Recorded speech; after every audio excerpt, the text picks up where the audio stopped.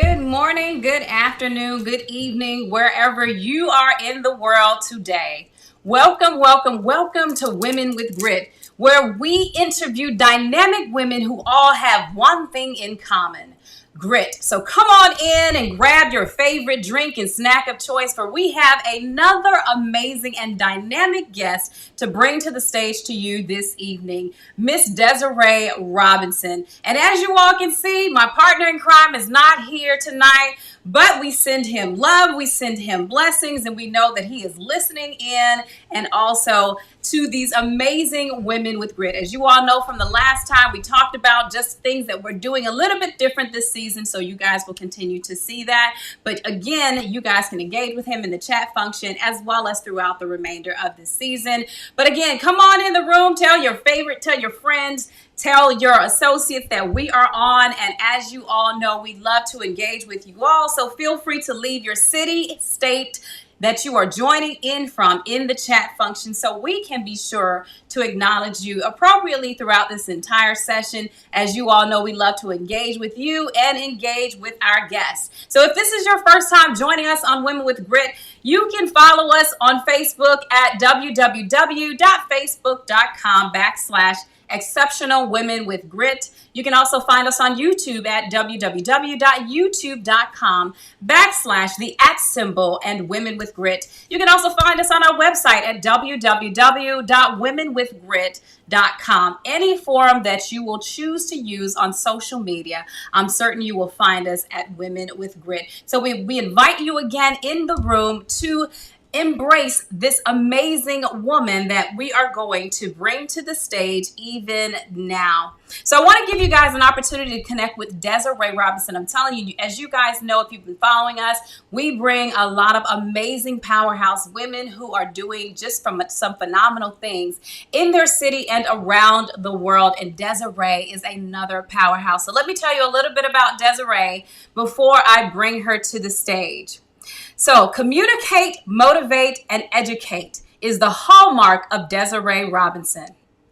She is a veteran communicator with more than 30 years of experience in strategic communications, broadcast journalism, and public relations. Desiree earned a Bachelor's of Arts in Communications from Howard University and a Master's of Science in Health Communication from Boston University. During her career, Desiree has worked as an award-winning television and radio news anchor, reporter, and producer, a public speaker and professor of public speaking, and an award-winning strategic communications specialist. In 1998, Desiree left the television industry to pursue her goal of owning her own public relations firm, Robinson Communications, in Jackson, Mississippi. After Hurricane Katrina, she returned to her beloved hometown, Atlanta, Georgia, where she works as a special advisor in the public health arena. Communicate, motivate, educate is an integral part of Desiree's daily life. From her parents, a minister and a teacher, she inherited the art of leadership, public speaking, and serving others. In 2019, her real part-time job was serving as a CCMO, or a Chief College Management Officer. Desiree shuffled 3 high school seniors successfully through the college and scholarship application process debt-free. Can I say debt-free? Her experiences became the inspiration behind establishing her a college application and scholarship consultancy, IADW, which stands for It's a Different World, and it truly is. Desiree helps students and families avoid common mistakes to increase her college scholarship success potential and avoid burdensome debt. Her greatest achievement to date is being the mother of 3 brilliant, loving, and fascinating young adults. Desiree is a member of Delta Sigma Theta Sorority Incorporated, as well as a member of Jack and Jill of America Incorporated. As an avid jazz lover, you can usually find Desiree at a concert, especially during the summer. At home, Desiree's kitchen is her therapy, as well as supporting the culinary arts through the organization Sister Cooks Incorporated. We welcome to the stage at this time Ms. Desiree Robinson. How are you, Desiree? I am well and happy to be here with you. I'm so excited to have you on tonight. And again, Lee sends his wishes to you, especially for being able to avail your time to be on our podcast this afternoon, this evening. Absolutely. My pleasure. So many questions and things came to mind, but the very first one that we always kick the show off with to get a look to know a little bit more about you is to tell us and tell our viewers a little bit more about you. So we'll start off with, what is your unique story of grit? Wow. My unique story of grit is embedded in what you shared as a part of my bio, and that's why I have it. I have a minister as a father. He's in heaven now, but he's looking down, and I have a teacher as a mother. So, on both ends, we had to tend to the spirit, be it the educational spirit, your spiritual core and your center, which has grounded me. And when it comes to grit, I needed all of those skills to be able to get through some of the critical moments of my life. I think the one message that I would share that is most important is operating from a place of fearlessness.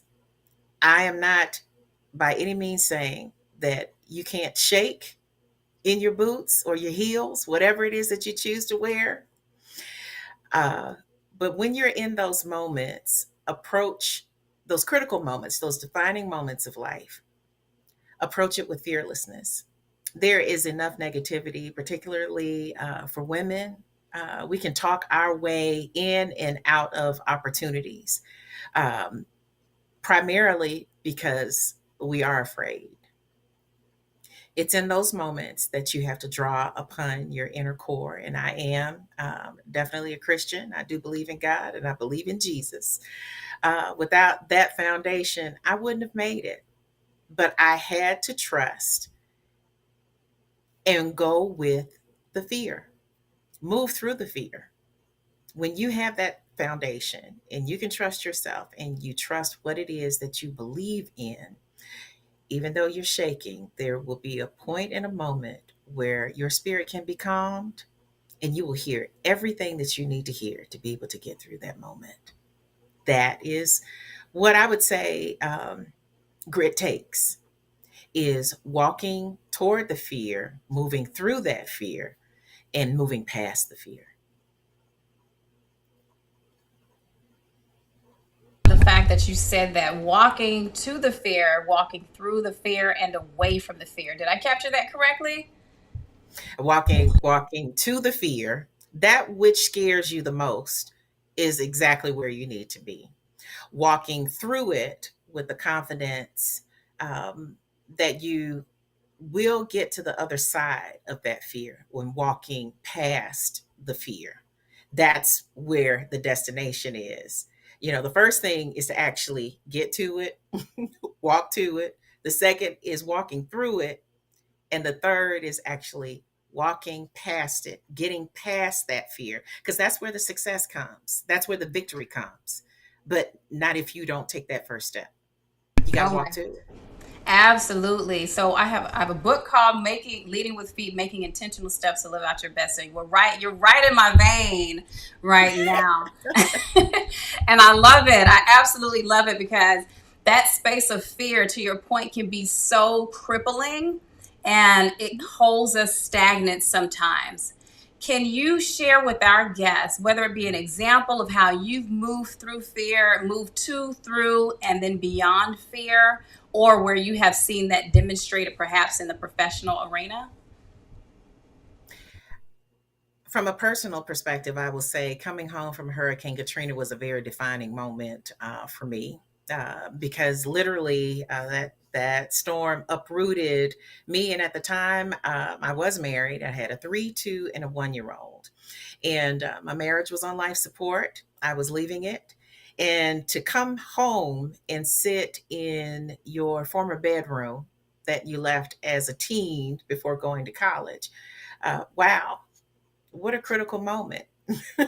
What a defining moment, because you're coming back to your past and now you have to figure out your future. There were a couple of things that were critical during that particular time, and that was setting a goal that I would not remain in my parents' home. I said, I'm out of my mom and dad's house within 6 months. I did not know how I was going to do that because, again, I had at that time left my business as a public relations practitioner, an owner. Everything was going well. And then my children arrived, and I had to make a decision to be a mother or to continue as an entrepreneur. And that was painful to be able to leave that, but I also wanted motherhood. And there's one thing that I am going to say that I heard Cokie Roberts, the late journalist Cokie Roberts, say many moons ago. And this is pertaining to women. You can have it all, just not all at the same time. And if I could just drop that nugget, that will help you in the process to fear. That's one of the things that I had to realize in that moment. So there were periods of life where I was allowed to become a television anchor. That was great. That was one thing that I wanted to do. I approached that from a place of fearlessness. You know, left Washington, D.C. and landed in Biloxi, Mississippi. I wasn't afraid to go. Moving and walking in the direction of that which I feared. I don't know anybody in Mississippi, but God made a way. Get married in Mississippi. In my career, I got to start over. I got to become a mother. I didn't have family, didn't have anyone nearby, but I figured it out. I moved in the direction of the fear. I can do this. The defining moment for me was coming back home after all of that and having to start my life over again, like from scratch, from ground zero. And in that moment, there are a couple of things that happened. Number one, when I was definitely broken, my father said to me, "You're a Robinson. You're a Robinson." It's something about the role of a father and how fathers center and speak in the life from a standpoint of not only leadership, not to say that mothers can't, that's not what I'm implying, but there's a difference in how a father pours into a daughter. That's why all relationships are critical, mothers and fathers. But him letting me know you are from me, that you know where you came from, you know what I put into you. You need to remember that. And once he centered me, I got my footing to step out into uncharted territory. You know, I have 3 children now that depend on me. So the one moment that was defining, after spending many years wanting to be a network television anchor and things of that nature, I started my life over in the temp pool at CNN my first day. So I'm walking in, and imagine this. This was always my college dream, right? My childhood dream. I'm going to be a television anchor at network. And I walk in CNN and I see all of the big monitors of all of the anchors, and I'm feeling, oh my God, I have failed. So I run to the bathroom, and tears are just flying, and I pass by someone at the sink. I didn't see her. When I came out of the stall, I got myself together. I realized that the lady at the sink was actually homeless. She was taking a bath. And in that moment, I said, okay, God, I got you. This can be you, or you can pull yourself together and go in here and fold t-shirts in the Turner store and provide for your family. So I say all of that to say that sometimes things that we think may be a loss, maybe a deficit, maybe a failure, it's a defining moment of whether or not you're willing to walk towards the fear, walk through the fear, and walk past the fear. That job gave me the opportunity to get myself back together, which helped me land the position that I have been in for the past 16 years, that helped me support my family. But had I folded in that bathroom on that day and walked away because I couldn't handle what I thought was a failure for me, or the fear of not being who I thought I was going to be, and just moving with the waves of life, it changed my trajectory. So we have to be able to trust that we are in the right place at the right time. We just have to stand in it. That takes grit. It absolutely does. It absolutely does. And also humility, right? In the space of able to Absolutely. go in the bathroom, and it's almost like I would say even a coming of oneself. And I think that I'm a woman of faith as well, and I just believe that sometimes God gives us moments to allow us to rely on Him, and also to center us in such a way that we know that He's guiding us and guiding our hand and guiding our destiny. But thank you for sharing that. I think that that is so impactful and powerful, especially when we look at, I might not be doing exactly what I think I should be doing right now, but I'm exactly where I'm supposed to be in this moment, gaining Absolutely. what I need to. So thank you for sharing that. Oh my goodness. Desiree, okay, I want to talk to you a little bit about self limiting beliefs. And thank you for sharing that nugget. It's so interesting that you mentioned it, because last week we had Tony Kelly on, and the week before we had Stephanie on. We had a couple of guests that are in the mental health space. And when I tell you that you're the third guest to actually give that same quote, you can have it all, just not at the same time. So that's probably the theme for season 5, which is just, it's good to hear that, because sometimes we drive and we push so hard to try to get it all done, and we end up being stagnant because we're just like a top spinning in one spot. So thank Correct. you for sharing that. Okay, self-limiting beliefs. So when you think about your journey, and you think about whether it be from the personal standpoint of things that you've overcome, what would you say has been a self-limiting belief that you've had to overcome, or one that you find that you might be even still working to overcome? There were two that actually happened when I was in television. I remember one day a coworker telling me, yeah, the news director's best friend actually was another reporter, and he said to me, Bob started not to hire you because he thought your eyes were too big. So in my mind, what I ingested in my spirit was, I'm not pretty enough. Because in television, there was a certain look back in the day. We couldn't wear natural hair. I love that we have evolved and sisters can actually be who it is that we are naturally, if that's what they choose to do. But back in the day, my mentors like, Desiree, your hair has to be straight. You have to look a certain way or what have you. So what was deposited in my spirit that day is that I was not pretty enough. And counter to that very statement, would be the flowers that were coming to the television station, from guys who had a crush. I would meet women on the street. Honey, my husband rushes to the television screen because he has to see his favorite anchor with big eyes. I don't know why that wasn't enough for me. Because all I heard was, he wasn't going to hire you because your eyes were too big. Do you know my eyes were the main thing that everybody complimented me on? Why is it that as women, we ingest the one negative thing that someone says at the expense of every positive thing that was said? One other night, I was fortunate to have a co-anchor who was very supportive, and I was rushing, trying to get a deadline story done, and when you start out in the business, it's not pretty. Everybody thinks it because you're on television, everything is wonderful, and somebody does your makeup. No, you're doing your makeup, you're doing your hair. You had to edit. Sometimes I had to shoot my own story, so it's that. So on this particular night, I'm rushing, to get a story done at 10 o'clock news, and I'm panicking because things weren't working. I was trying to get stuff done, and my co-anchor, Gene, said to me, I said, oh, he said, what's wrong? I said, everything's going wrong. I can't figure out it. And I'm trying to get this. He said, Desiree, you are the smartest person in here. And when I tell you those words came from across the newsroom to me, I never forgot that moment because he was centering me in that moment to focus in on my capability. You wouldn't be here. God would not have put you in the place that you are in if you were not meant for that moment. Okay. You have to really, as we raise daughters, I really want us to be intentional about making sure not only do we say, oh, you're so pretty, but you're smart, you're brilliant. I don't start with pretty all the time. I don't say you're beautiful. I say you are brilliant.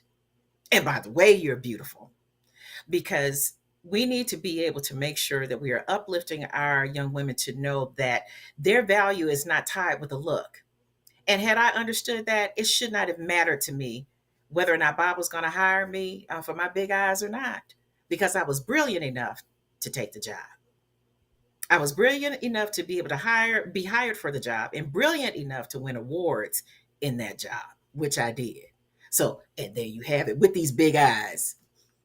And the one, I'm so glad you hit on that, because sometimes it's that thing that we're insecure about that is our, the thing that sets us apart. It's the thing that Yes, really, really yes. sets us apart. And you have beautiful eyes, and I love those frames. Let me tell you, Thank you. Thank you. I Yeah. love those frames. It took a moment to really accept and appreciate me. And we have to do that. And you'll hear me say sometimes we have to do that for girls, because we really do. Girls are raised to be defined by how they look, their position, their ability to be able to attract. He talked about how I looked, but not about my value as a reporter. And I was bad. Now let's be clear. I was bad. And you got to know that, because that one statement should not have crippled me to the point where I felt that I was not worthy enough, that I didn't advance in television because maybe I wasn't pretty enough. My eyes were too big. My eyes are perfect. Exactly. And something, so on that topic of, call it the space of looks, and to your point, thankfully, I think society has evolved in such a way that that's the case. And one of the things I want to ask you is, when you look back at that moment and even who you've become now, what do you feel, or who do you feel were the defining moments that help you push past that to say, okay, yes, I may be uncomfortable in it, but I'm going to walk in my discomforts until I get to a place of comfort. Or maybe it was someone that you said, you talked a lot about those that were in your life that helped to center you. And I think that that's important too, is having the right people around us, and the right people championing your success in such a way that you lean into the positive words and the positive affirmations. But as you think back on it, what was that defining moment that says, okay, I am enough, even in the space of my eyes, to continue to push forward and continue to be all that I'm meant to be in this moment? Wow, that's a wonderful question. And what I will say is what ideally should be said to younger women, because it took a while to get here. I would say probably I didn't become completely comfortable with myself, probably not until my 30s. Just really okay with how I am, because being in raised as a preacher's kid, and also taking a job in television, it creates this bubble that you're in, where what will they say if I do this? It was always constant scrutiny, the need to be perfect, the need to not have any flaws in anyone that could damage a reputation or things of that nature. So my early years were spent with that. I would call it a cloud, because it was a cloud. It was a box, and it made it very challenging to really be my authentic self, because there was a persona that I needed to maintain that aligned with the direction of the family that I grew up in. And the same thing with television. I couldn't go out and act a fool. I had a reputation. So it was a lot of pressure, and a lot of responsibility, that did not lend well to being able to have some autonomy as an individual. What does Desiree like? Whatever. It really didn't matter. It was, did it align with what it is that I had to do? Did it align with the life that I was living? So I would say, probably what I would tell my younger self is, trust your gut. Some people call it, your gut, your intuition. Actually, it's discernment, because God gives it to all of us. If we are connected and you're plugged in that way, your gut is actually discernment. It's the spiritual place where right before something happens that you're not supposed to happen, everybody knows this feeling. You either hear it, it's a whisper, don't do that. Don't go down that street. Don't talk to that person. What they said is what they meant to hurt you. And we quiet that inner voice every single time, a lot of times. But if we're really plugged in, we have to trust that that is spirit actually guiding us. You, and here's an example. How many times have we heard stories of people who said that they were supposed to be on a plane that crashed, but at Mm. the last minute, they made the decision to not go, or they were caught in traffic?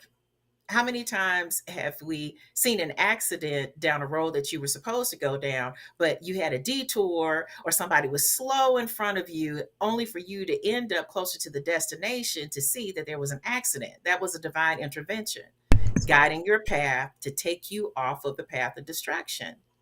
So I say all of this to say, in terms of those defining moments, trusting your gut.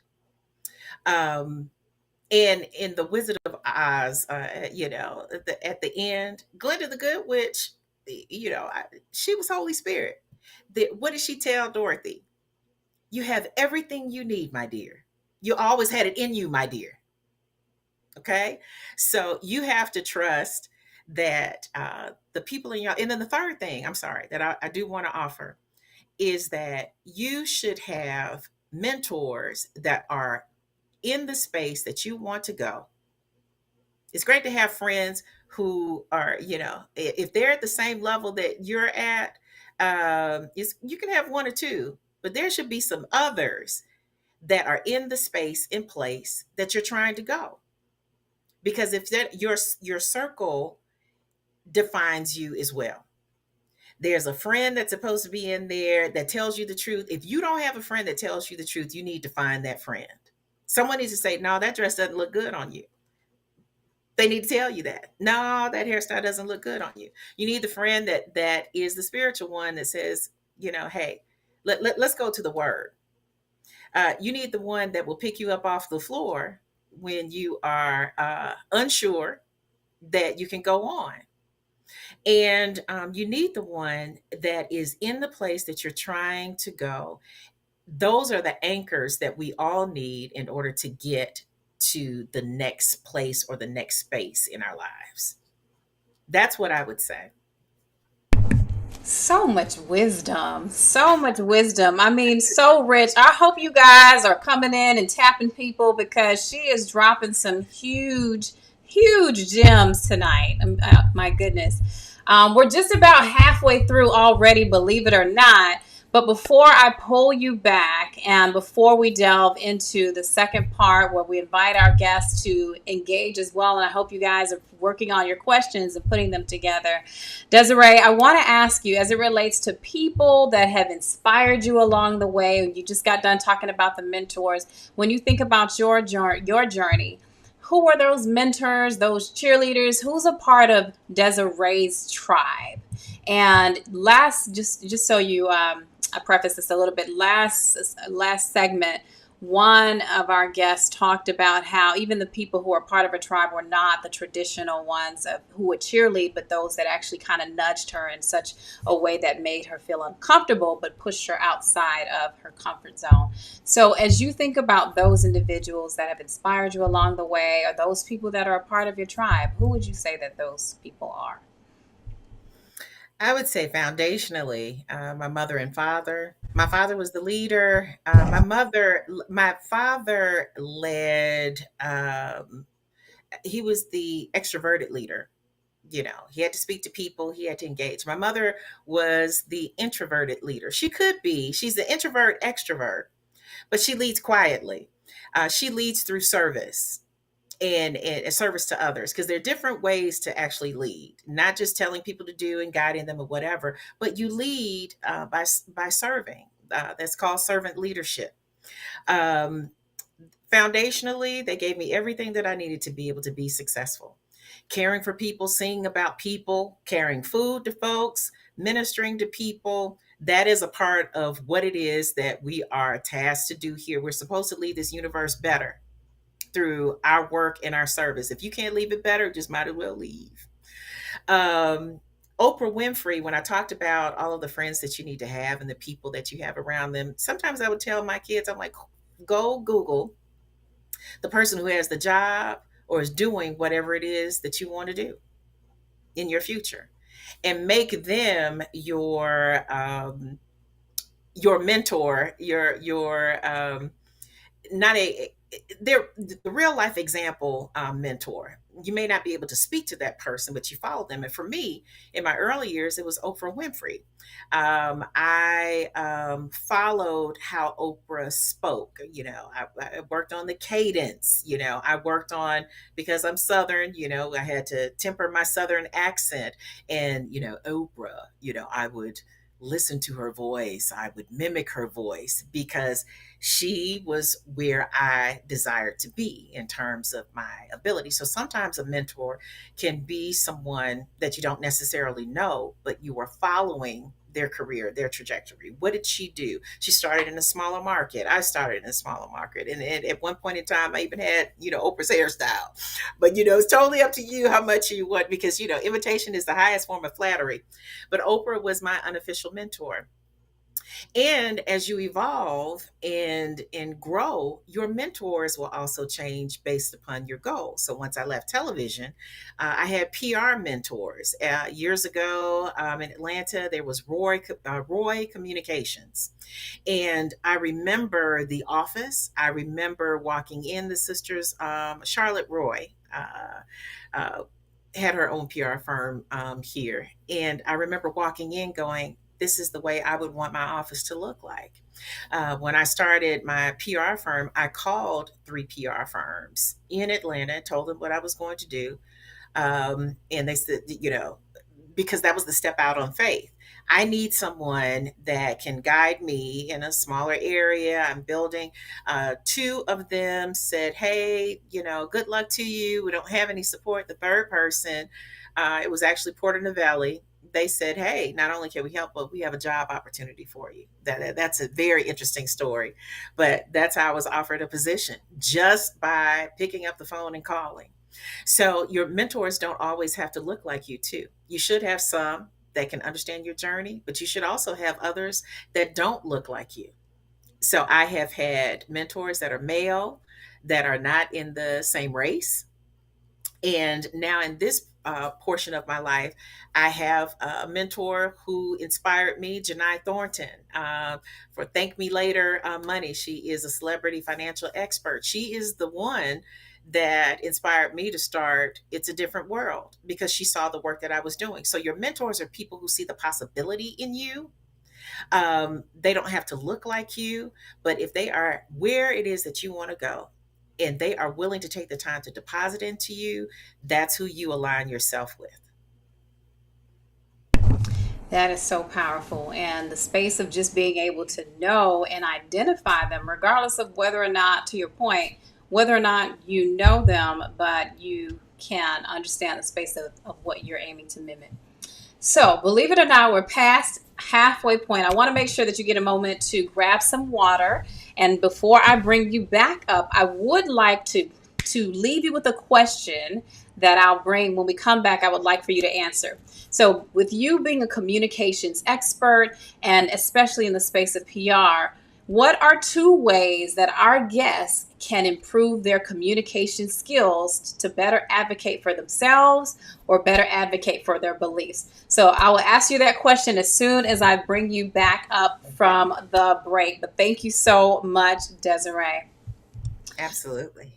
Wow. I mean, what an amazing, amazing gem, with so many stories that Desiree has already shared within the first half. If you are just tuning in, listen, you want to be sure. You want to be sure to go back and listen to this from the very beginning, because Desiree has dropped so many things on the space of fearlessness, and even on the space of being centered and having those around you that help to keep you centered, being able to walk and step into the faith. And she even touched on the space of how important fathers are when it comes to speaking into their children's lives and centering them. Okay. I mean, so many gems of wisdom. So if you're tuning in, you are tuned into Women with Grit. We are here tonight talking with Desiree Robinson again. Lee sends his well wishes. As you guys know, we're doing something a little bit different this season. But in the meantime, you guys are tuned in to Women with Grit. Be sure to follow us on Facebook as well as YouTube. Engage with us on LinkedIn as well. You can all find us on any and all of those channels at Women with Grit. So facebook.com/ Women with Exceptional Women with Grit, excuse me. On YouTube, it is youtube.com/ the @ symbol and Women with Grit. On any one of the forums, you can find us on Women with Grit. And if you know of a woman with grit that you believe should be on this stage, be sure to reach out to us on any one of our forums, and a member of our team will get back to you as soon as possible. Okay, now as you guys know, as we move into the second segment, you have an opportunity to ask Desiree questions. So feel free to leave your questions in the chat function so that we can properly bring them up on stage. And if you haven't taken the time to say hello to us, be sure to do so we can properly acknowledge you. So just a couple. Okay, to Beatty, thank you for joining in all the way from New York. Thank you for taking the time to join in. Brenda, thank you for joining in from Florida as well. Laurinette, it is good to see you again on Women with Grit. And those of you who are also joining in, feel free, don't be shy to definitely grace the stage and say hello to us and say hello to Desiree.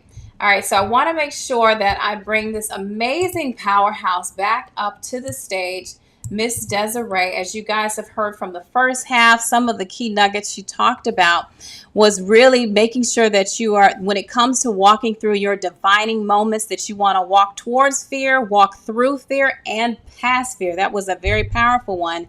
Be sure to get that when you circle back on the podcast. And then she also talked about the space of validating women, even beyond their looks, and looking at what's on the inside and giving them the space to actually talk to the confidence and re-encouraging them to have the boldness to walk in that. She talked about when it comes to defining moments, to trust your gut, and trusting your gut, you absolutely must. So those are just a couple of nuggets that Desiree gave. As you guys know, at the end of this segment, I will do a full recap of some of the key points that Desiree left. But not to belabor the point, I'm going to bring her back on stage so we can delve a little bit further and talk about the space of not only communications, but we'll talk about the college acceptance, process. I know some of you guys have students that are either on their way to college or on their way through college, and would love to learn some insightful information about that as well.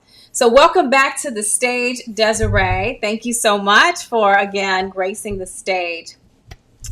So prior to the break, I wanted to ask you a question about ways that our guests can improve their communication skills, whether it be while they're advocating for themselves or for things that they believe in.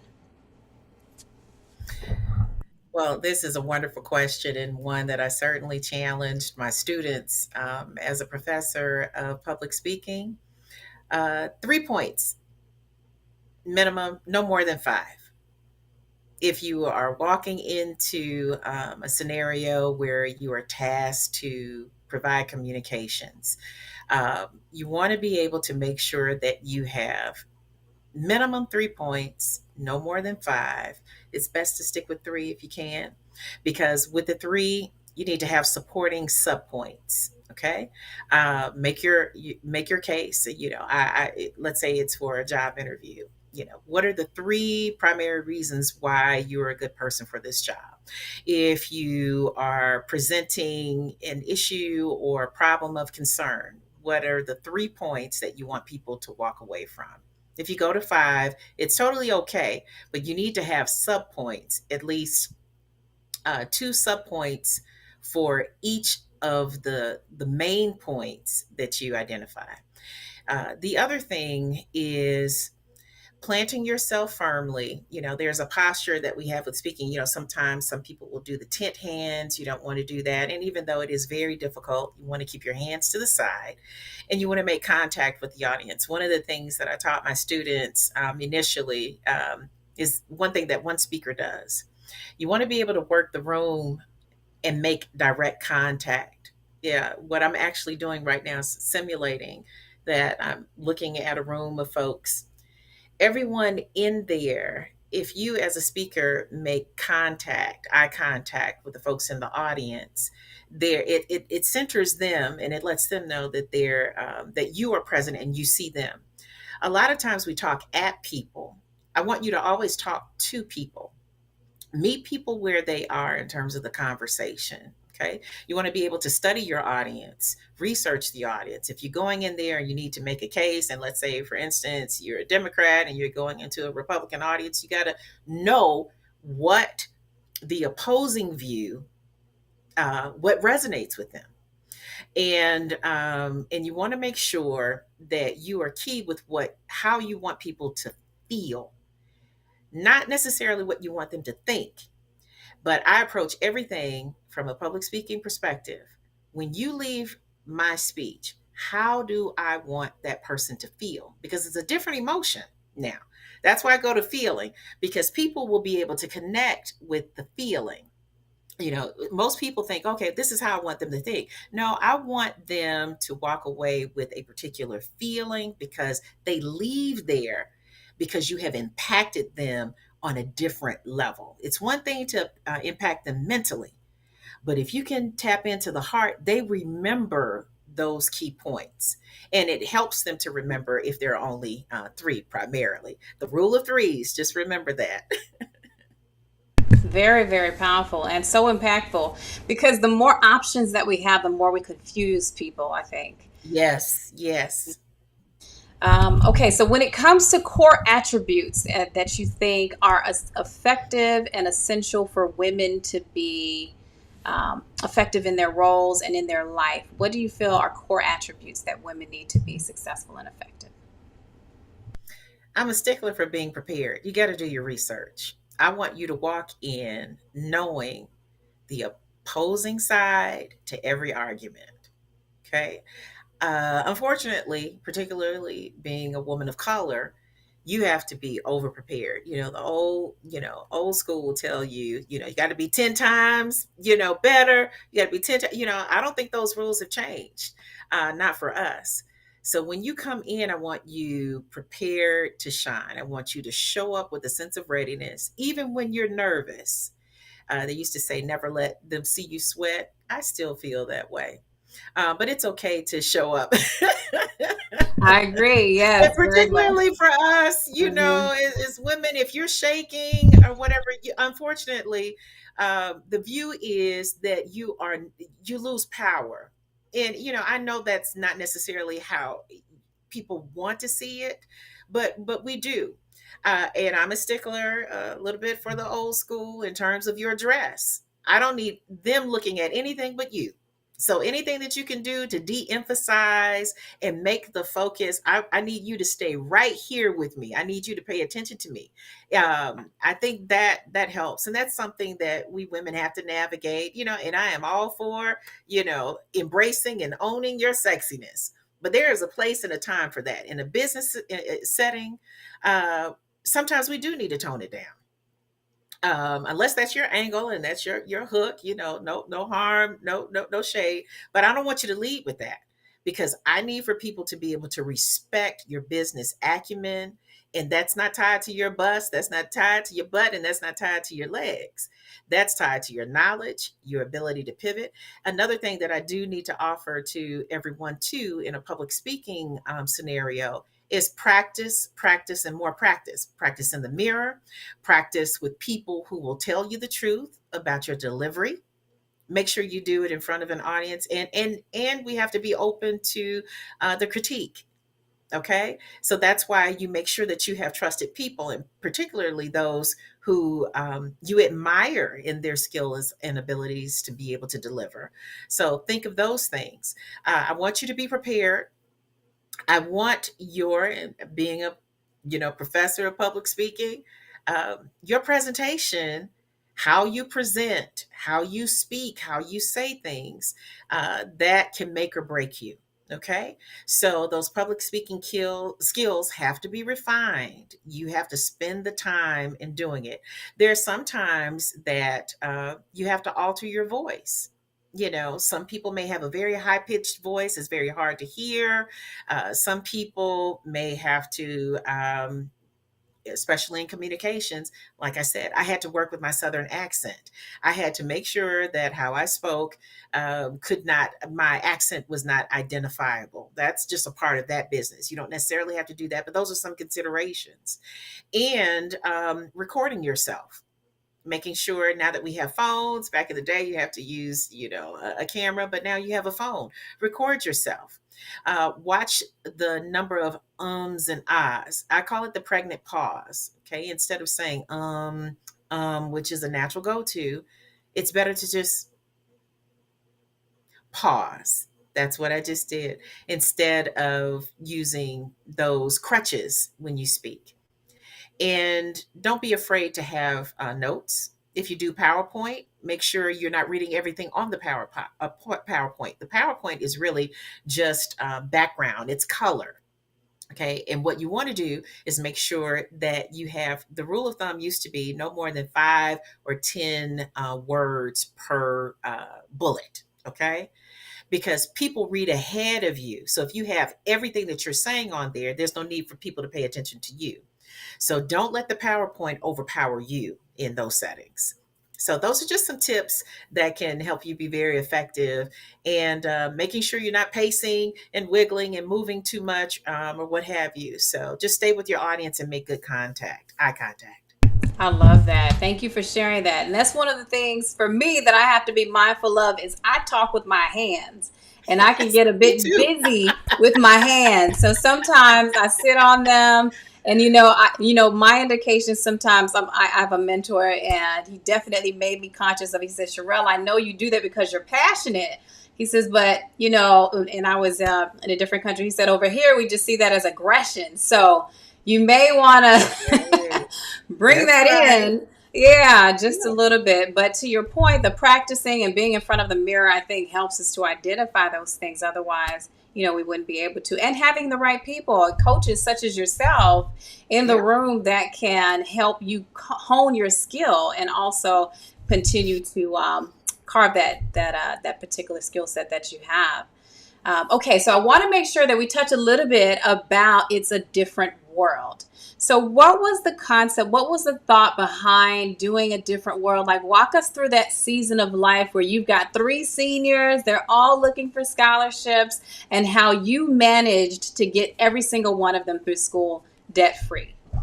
Absolutely. So it started organically, with just the thought, I am not going to be paying for college for these babies now. I love you. I will not be in debt. I Yeah. deserve my retirement. It evolved primarily out of a basic need that I did not want my children to have the burden.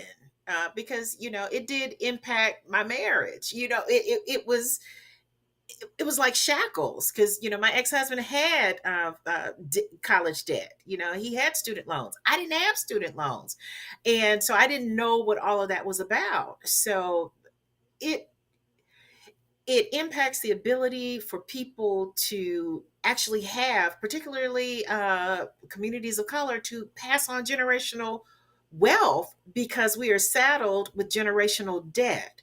So I started early, just collecting information about scholarships. Anytime I saw anything, I just held onto it, printed it, put it in a folder, saved it on a folder, in email folder. So when we got to the point, and actually I started sophomore year working with my kids. Fortunately for my children, they actually had passion about particular areas.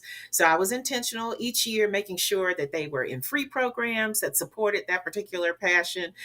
For instance, my daughter was interested in sports medicine, so I had her in summer programs in sports medicine. My son is a television and film major, so he was with community organization, Vox Teen Communications. If you have a teen in the Atlanta area interested in journalism, photography, videography, the whole 9 yards, excellent program. So he was with them since freshman year of high school.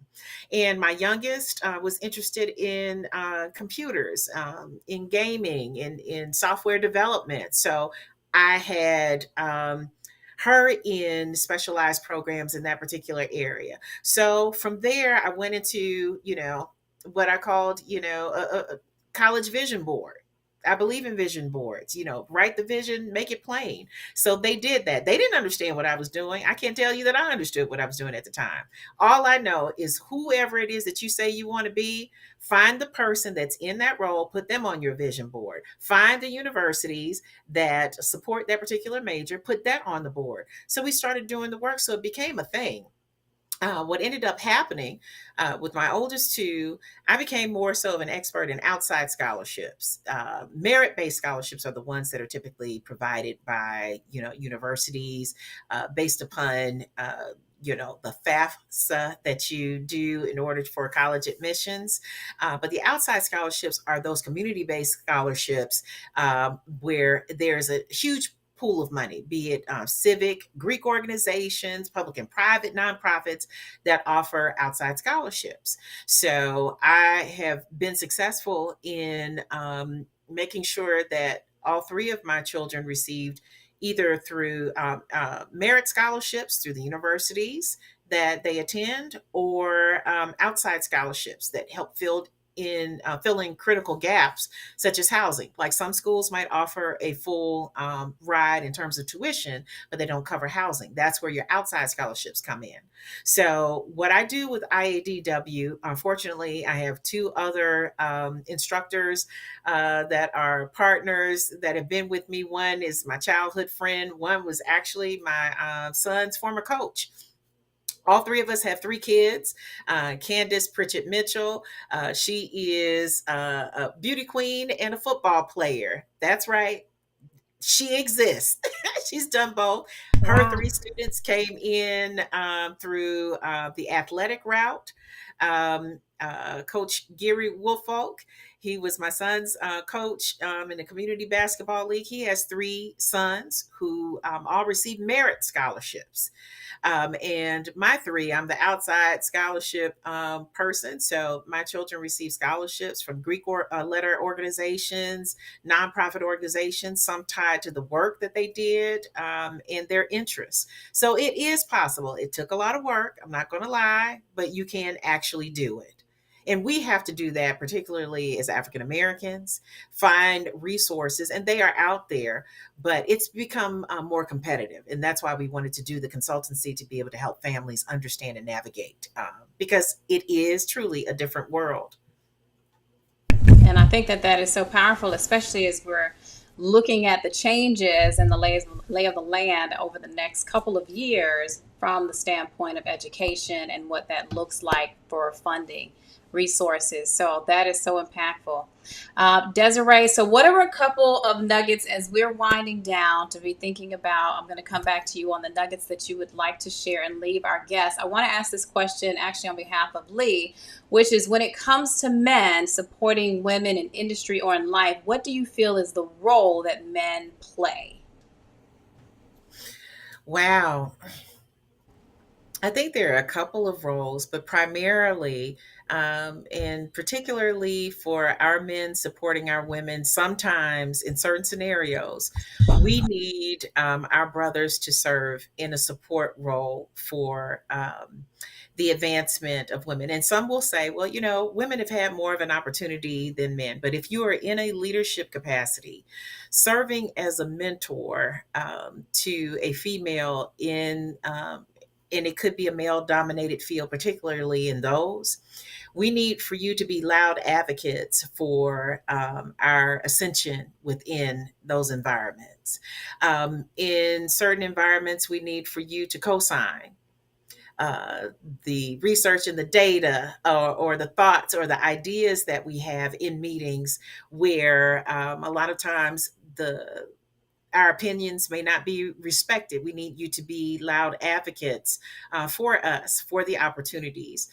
We need for you to see the possibilities in us and lay that foundation because I think as Black women, we have certainly done that for our families, for our men, for our communities. So when given the opportunity to do so, and without the expectation of anything in return, just because that's a good thing to do. I think of men like Maynard Jackson, who was Atlanta's first Black mayor, and a lot of critical African American male leaders within so many industries that are directly responsible for making sure, just even in listening to the history of Essence Magazine, which was founded by three Black men.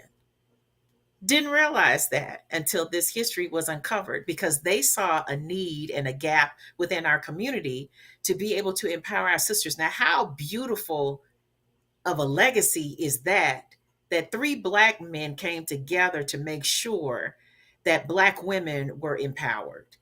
That type of movement is what we still need, even in the music industry, making sure that our sisters are not exploited, making sure that Me Too doesn't have to exist because you see the merit of a woman's skills and abilities with no expectation of anything in return. Creating pockets and spaces where women can feel safe. I believe that every female child deserves an opportunity to grow up, and male too. But since the question is focused on women, I believe every female child deserves to grow up in a world where the men around her make her feel protected and respected. That builds a stronger woman to raise your children and to serve your community. If we can keep that dynamic going, and if we had, um, just imagine where we would be. That is so powerful. If you and your belief is that every woman or female deserves to grow up in a space where she is protected by the men that is surrounding her. That is powerful.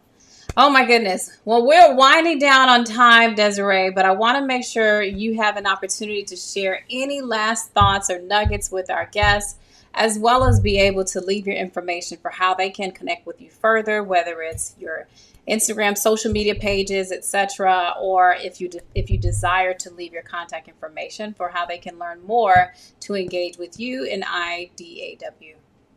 Absolutely. Yes, absolutely.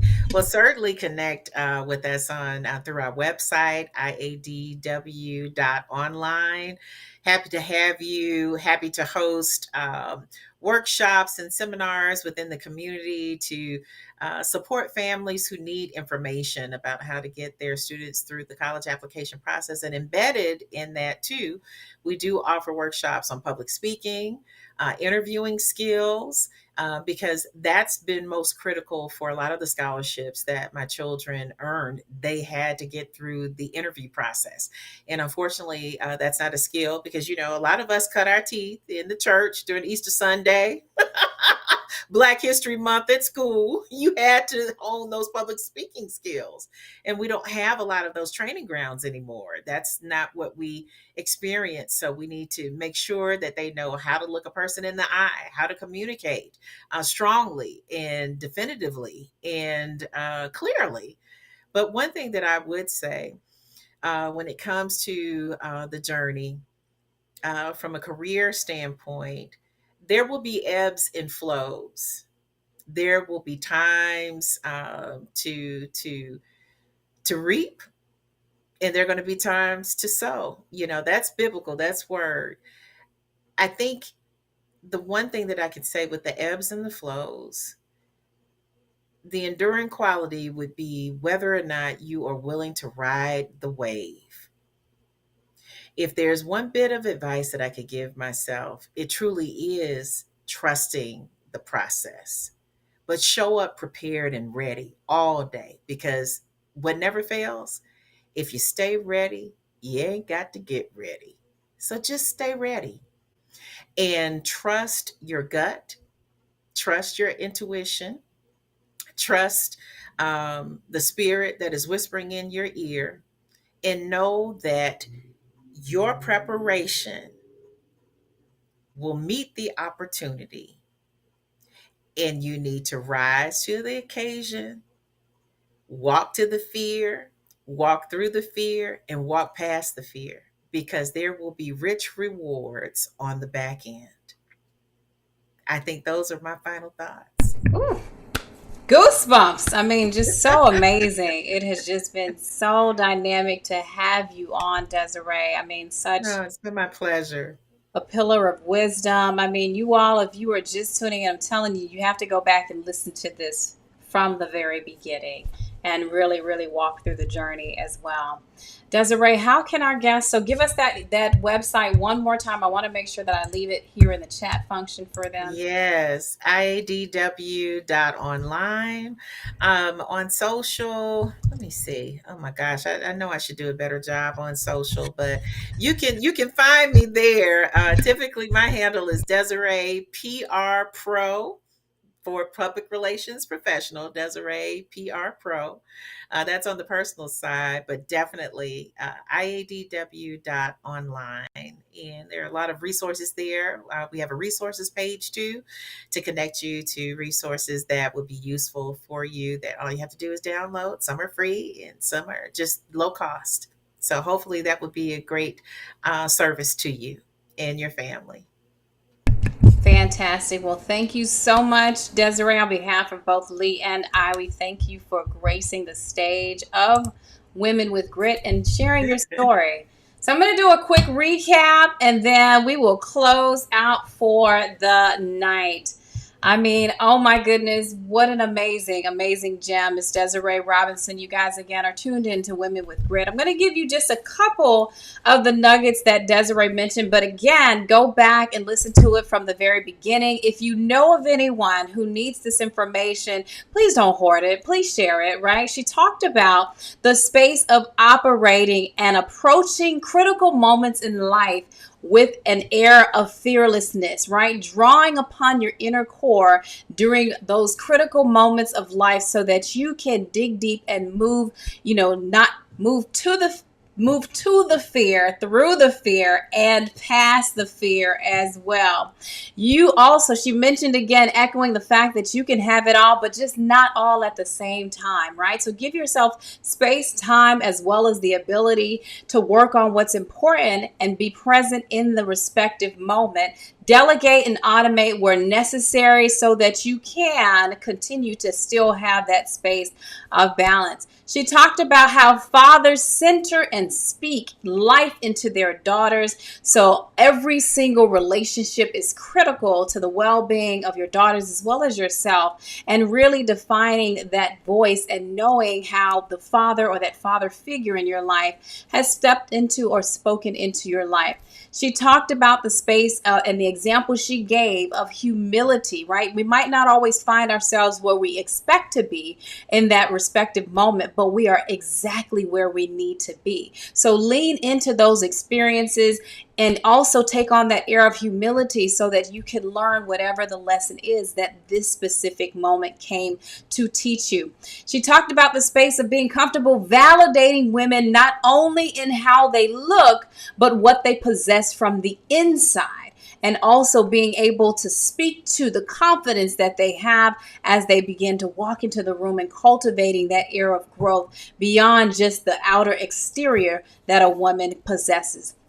Trust your gut and trust your discernment. She talked about the space of knowing that, what's inside of you is enough, and also being able to lean into that. She talked about, especially during those defining moments of life, to listen to that gut instinct. Listen to that whim that may say, okay, be patient today. Maybe I don't need to rush to get to my next destination. Maybe this car that's moving slowly in front of me is actually saving me and saving my life. So trust your gut and trust those moments.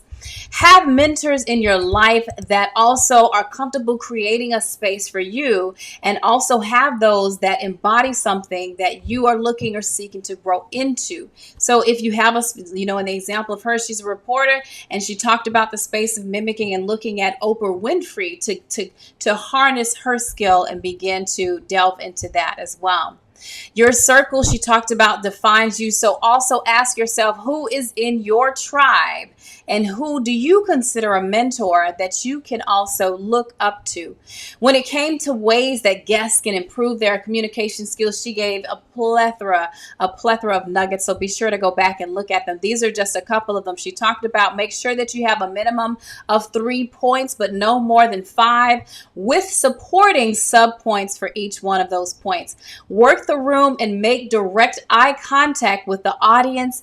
And this specifically actions and creates a center around people so that they know and feel and sense your energy and your engagement. Be comfortable meeting people where they are. Study the audience. Know the viewpoints of those that you are going to speak with.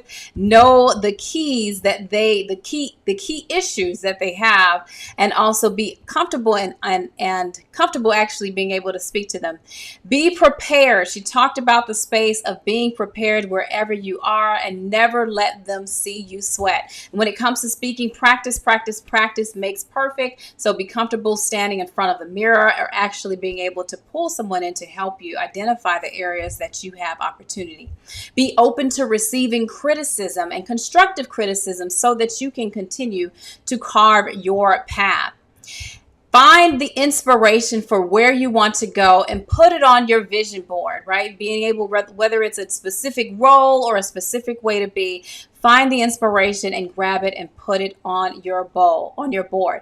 When it came to the role of men, she talked about the space that men can be mentors, right? Being able to see the possibilities, being comfortable standing with a woman and standing for that woman, and also being in a space where she can operate under your, or feeling protected, if you will. She talked about every female deserves to grow up in a place where she feels protected. There will be ebbs and flows, but be willing to ride the wave. Trust the process, but show up and be prepared. She talked about, in spite of it all, be willing to trust your gut, trust the spirit, and be prepared when the opportunity when preparation meets opportunity.